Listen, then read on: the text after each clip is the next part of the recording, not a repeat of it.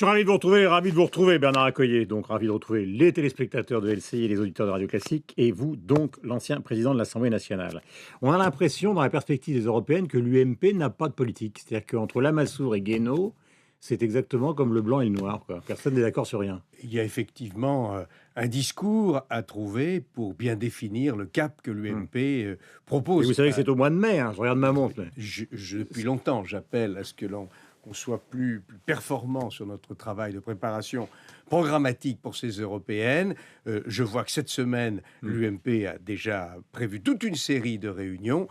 C'est vrai, maintenant, il faut mettre les bouchées doubles. Mais qu'est-ce que vous êtes, vous, par exemple? Vous êtes fédéraliste? Vous êtes quelle est la position de Bernard Accoyer là-dedans?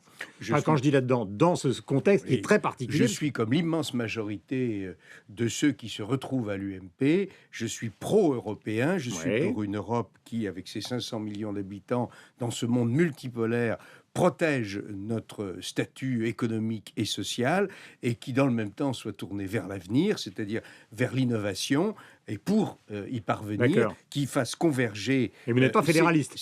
Non, pas du tout. Lamassoure, il est plutôt fédéraliste. Ça, c'est la caricature que l'on en fait. Il y a simplement un réglage d'expression à l'UMP qui devient extrêmement urgent, et je pense que dans la semaine, il sera réalisé. Mais comment voulez-vous réunir des gens comme Guénaud qui ont voté non à Maastricht depuis 92 et qui sont fermement contre des positions européennes, et des gens qui sont justement comme Raffarin, comme Juppé, comme d'autres pro-européens? Mais parce qu'il y aura une ligne, et il va y avoir une ligne très claire qui va regrouper 90 ou 95% des dirigeants et des militants cette semaine de l'UMP dans les jours et les semaines qui viennent, enfin dans les 10 jours qui viennent, et c'est celle-là qui va prévaloir. Après que Henri Guénaud ait ses convictions personnelles, oui, mais ils sont minoritaires, ceux qui n'ont pas cette vision qu'avait bien définie Nicolas Sarkozy d'ailleurs. Est-ce qu'il faut qu'il parle? Parce que justement, ce matin dans les journaux, il y a des rumeurs, alors il est en vacances actuellement, mais des rumeurs d'une prise de parole ou d'une expression sur l'Europe rappelant ses positions quand il était le patron du Conseil européen. D'abord, je crois que comme il l'a fait avant les municipales. Personne, y compris ses adversaires, ne peut nier l'efficacité et la réussite de Nicolas Sarkozy au niveau européen. C'est à lui de décider, à l'approche du scrutin, s'il faut qu'il donne un signal, qu'il s'exprime. Et moi, je vous pose la question à vous. Personnellement, je pense que ça risque d'être utile. On verra en fonction vous des sondages. Personnellement, je pense que ça risque d'être utile. Et de la clarté de notre message. Écoutez, je m'exprime à titre personnel. Oui. Mais vous pourriez dire ça plus franchement. Est-ce qu'il faut qu'il parle pour que l'UMP ait enfin une ligne claire sur ces affaires-là? Aujourd'hui, vous faites état d'un discours qui n'est pas assez clair de l'UMP, et vous avez raison. Si cette confusion persiste, oui, à ce moment-là, je pense que ce sera utile. Parce qu'on a l'impression qu'à l'UMP, la seule obsession, c'est d'arriver devant le Front National. C'est ça le problème. Mais c'est important. Mais j'ai pas dit que c'était pas important. C'est important, et je pense que c'est ce qui va se passer. Et il le faut. Pourquoi? Parce que si un parti anti-européen tel que le Front National est arrivé en tête dans un pays fondateur, tel que la France, ce serait un séisme, et que ce serait évidemment une très mauvaise nouvelle pour l'Europe et pour la France. Est-ce que vous avez l'impression que dans votre parti et dans l'ensemble de la classe politique, y compris par exemple à l'Élysée, on prend la mesure de ce qui se passe? Parce que ce matin, dans les journaux, on lit qu'il y a quand même 40 000 hommes qui sont au bord des frontières de l'Ukraine. Là, je parle des troupes officielles russes, pas simplement des gens qui sont entrés à l'intérieur avec des soi-disant uniformes plus ou moins neutres et qui en fait sont des téléguidés par Moscou. Mais est-ce que vous avez l'impression qu'on prend vraiment la mesure de tout ça? Voilà, avec la politique étrangère, une des faiblesses de l'Europe qui est occupée, se situe dans un suivisme américain qui est préoccupant, mais surtout qui n'a pas pris d'initiative. On pourrait dire la même chose de la France. La France ne parle pas suffisamment à Poutine et aux Russes, et lorsque l'on rentre dans une situation qui est inacceptable, qui est grave, telle qu'il en existe une en Ukraine maintenant depuis plusieurs semaines, depuis l'affaire de la Crimée et ce qui se déroule actuellement entre l'Ouest et l'Est de l'Ukraine, c'est bien dommage de ne pas parler davantage. Vous avez vu que ce matin, ces dernières heures, le vice-chancelier allemand considère qu'il y a un véritable risque que les troupes russes entrent effectivement en Ukraine. Donc c'est pas simplement une plaisanterie ou... C'est bien sûr que c'est une situation très grave, mais encore une fois, qu'avons-nous fait depuis des mois pour essayer de parler davantage? On sait bien que la François Hollande aurait dû aller voir Vladimir Poutine. En tout cas, il est certain que si Nicolas Sarkozy avait été en situation, c'est-à-dire s'il avait été chef de l'État, voilà bien longtemps qu'il serait, comme on dit, à la manœuvre. Et la France, malheureusement, n'est Donc guère Fabius ne active. suffit pas. Je pense qu'on pourrait faire beaucoup plus, que la France a traditionnellement, depuis De Gaulle, eu un rôle en politique internationale qui se Hmm. décalait par rapport à la posture des États-Unis, et qui, aujourd'hui, le rôle de la France n'est pas assez distinct, nous ne sommes pas assez lisibles, nous ne sommes pas assez à Donc ce voyage l'initiative. de Moscou manque. Il aurait dû y avoir un voyage du président français à Moscou. Mais Parce que vous-même, vous faites état de celui de Nicolas Sarkozy en 2008. aucune initiative n'est à écarter lorsqu'il y a des menaces aussi graves que celles qui Mais est-ce existent qu'il faudrait que ce actuellement. voyage ait lieu? Oui, je pense que les initiatives sont indispensables pour faire bouger cette situation. Et si François Hollande ne le fait pas, est-ce que c'est une faute majeure dans le contexte d'aujourd'hui? Je viens de vous dire que je trouve que la diplomatie française dans cette affaire a été faible, et qu'elle continue d'être faible, et qu'elle manque cruellement d'initiatives personnelles. Mais moi, je vous demande, est-ce que c'est une faute majeure de ne pas y aller? Je pense que oui, il faut bouger, il faut aller parler. On ne parle pas aux Russes, eh bien, c'est une erreur. Il y a deux positions finalement dans l'ensemble de l'Europe. Il y a ceux qui considèrent qu'il faut parler aux Russes et d'autres, j'allais dire, c'est la version André Malraux, Bernard-Henri Lévy, qui consiste à dire qu'il faut s'insurger contre ce pouvoir qui est un pouvoir dictatorial. Quelle est la position de Bernard Accoyer ce matin? Moi, je pense que s'insurger, ces postures médiatico qui peuvent devenir médiatico-militaires, on a vu ce que ça donnait dans les pays arabes. Et donc, il faut tirer les conclusions de ces attitudes qui sont surtout verbales et qui sont de l'agitation. Il faut du concret. Et le concret, c'est la diplomatie, c'est d'aller voir les chefs d'État, c'est de trouver des compromis. Je disais tout à l'heure, on voit bien que la Russie cherche par tous les moyens à aller vers d'abord deux objectifs: repousser la date des élections présidentielles, l'élection présidentielle en Ukraine, et d'autre part, pousser ce pays vers le fédéralisme. Bon, l'une et l'autre de ces perspectives ne sont pas acceptables en l'état.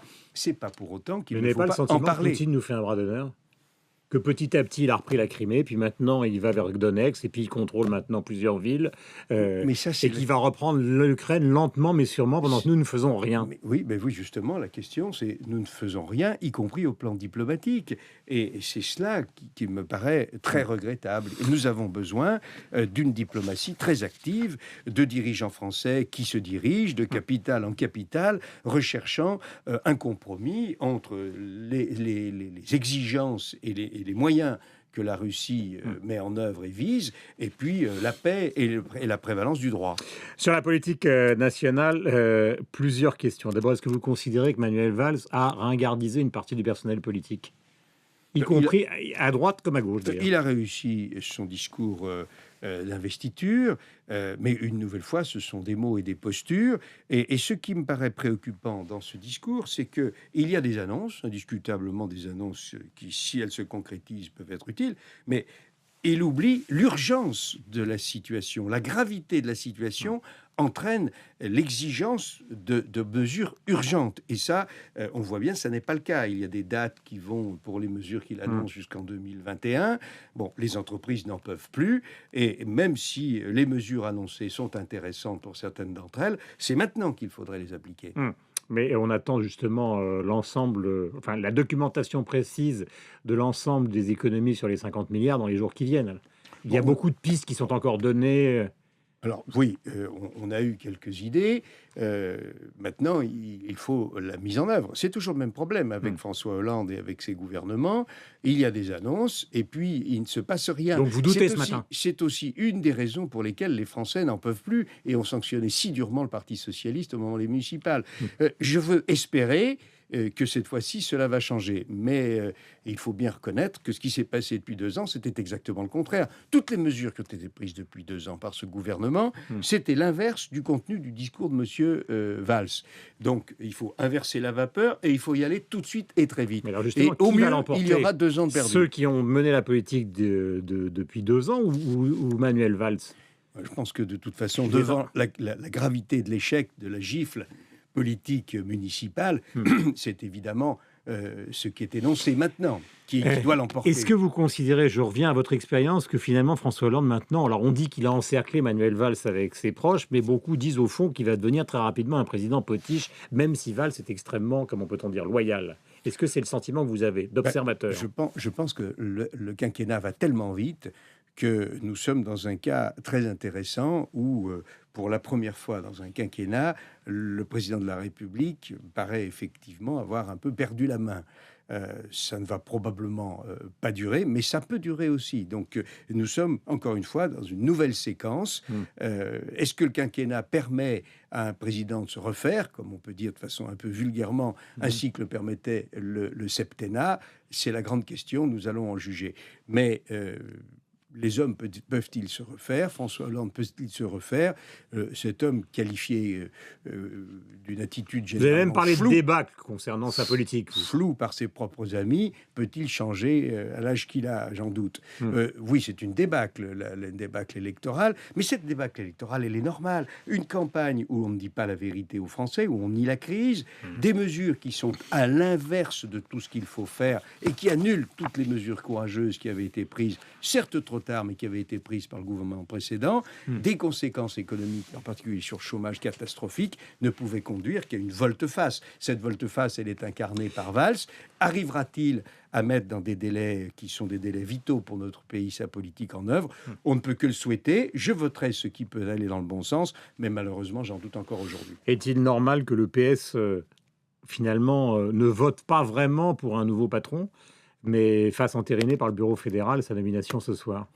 Le PS est un de ces vieux appareils politiques qui a des relents de 4e République, et il nous l'a démontré encore récemment en composant ce gouvernement où finalement peu de gens ont changé. Il nous le démontre avec ses accords électoraux, jadis avec le Parti communiste, maintenant... Et moi, je parle du mode de désignation. Oui, on exfiltre Harlem Désir, on met Cambadélis, et puis après, on essaye de bricoler une... Exfiltrer Harlem Désir, pardon, c'est une insulte, évidemment, à nos partenaires européens, puisqu'il a échoué dans un parti politique lamentablement. On lui donne la promotion de secrétaire d'État aux affaires européennes. C'est particulièrement préoccupant. Dans le même temps, le PS, qui nous dit et qui nous donne des leçons de démocratie en permanence, nomme de manière tout à fait discrétionnaire son successeur, qui est, on le sait bien, un militant politique particulièrement à la fois compétent dans le militantisme, mais d'une certaine façon dogmatique. Question la dernière, est-ce qu'il faut revoter à l'UMP, comme le veut Devedjian? Est-ce qu'il faut examiner les comptes de Copé? Écoutez, est-ce qu'il y a une sorte de putsch rampant des fillonistes? Non, mais attendez, il n'est pas question de tout cela. Il faut maintenant travailler à ce que l'UMP... Donc, pas de putsch? Non. On garde Copé? Oui, on examine les comptes. statuts. Appliquons les statuts. Les statuts sont là, appliquons-les. Donc, Copé est là jusqu'au prochain renouvellement qui doit être en 2015. Les comptes, appliquons les vérifications qui sont également prévues de façon statutaire. Et surtout, et on ne revote pas. Préparons deux choses. Un, des réformes majeures qui devront intervenir au moment de l'alternance que nous espérons, et le déroulement des primaires dans les meilleures conditions. Les primaires, oui. Oui, les primaires, oui, elles sont statutaires désormais. Merci Bernard Accoyer.